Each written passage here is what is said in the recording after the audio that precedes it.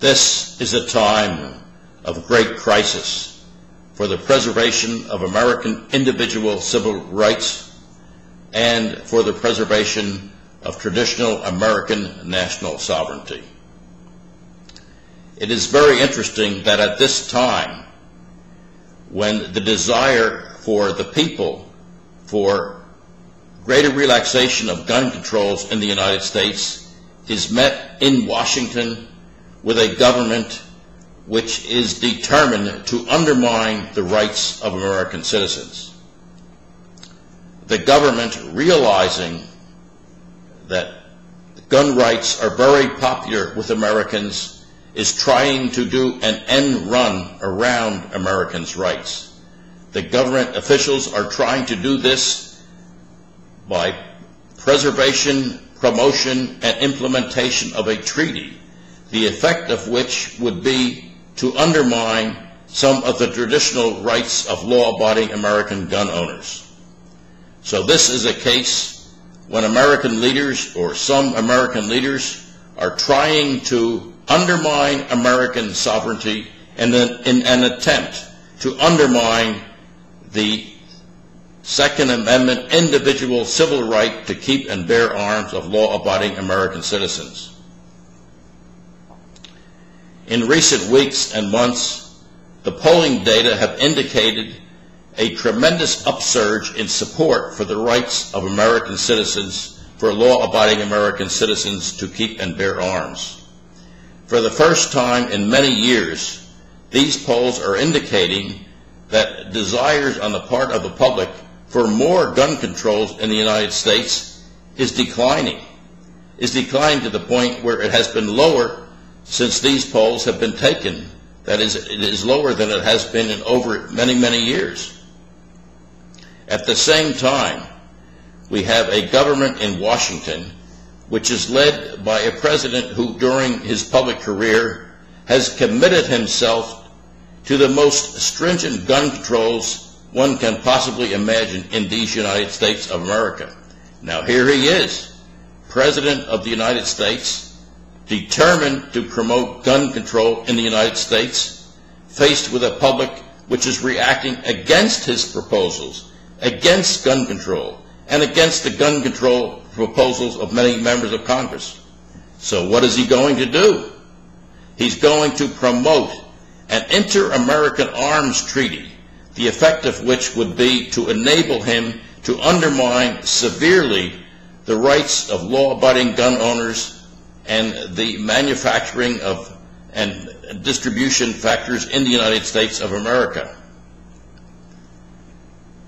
While the public has been showing an increasing desire to protect the rights of law-abiding American citizens, the number of firearms sold in the United States is greatly on the increase.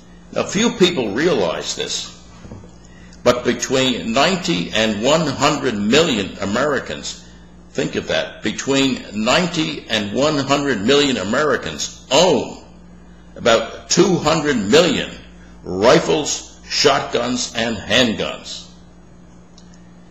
There are tens of millions more Americans than ever voted for any winning presidential candidate for President of the United States.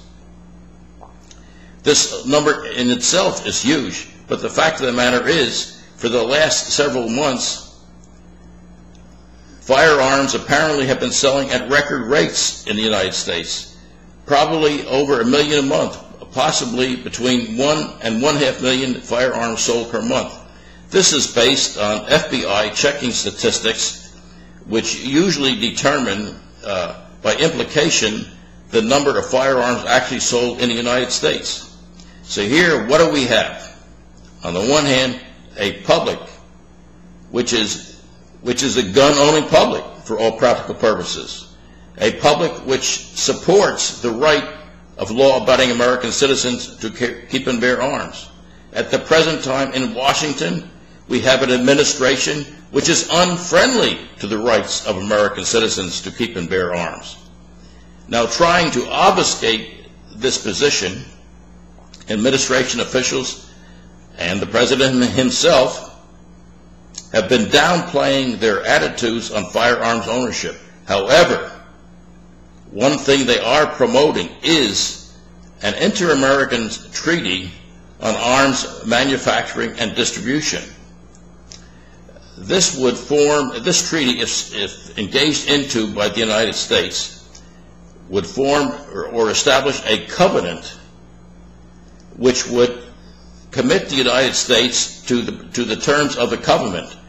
In other words, would allow the President, in implementation of the terms of this covenant, to regulate firearms and ammunition in the United States according to the terms of the covenant, which terms would be unfriendly to the manufacturing interests of the firearms industry in the United States and to the actual ownership of firearms by tens of millions, by scores of millions of law-abiding American citizens. Now, in order for this treaty to become law, there would have to be a ratification by 2/3 vote of the United States Senate. This gives Americans an opportunity to stand up for freedom. This gives the average law-abiding American citizen to stand up for freedom.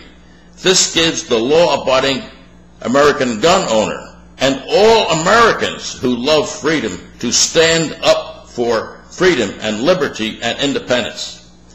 This gives the American people a chance to tell their president to stop it. The people can do this by letting their senators, by letting both of their U.S. senators know that they will not tolerate a vote for this inter-American arms treaty, because it would be a vote to undermine their rights as American citizens and also a vote to undermine the sovereignty of the United States of America. Make no mistake about it. Despite the platitudinous speeches of members of the administration, including the President, the administration is on a course which is antithetical to the interests of the American people.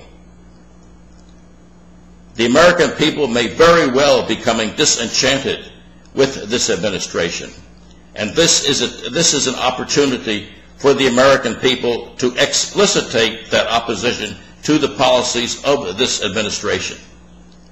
This is an opportunity for the American people who love freedom and liberty to strike at the heart of the anti-Americanism of this administration.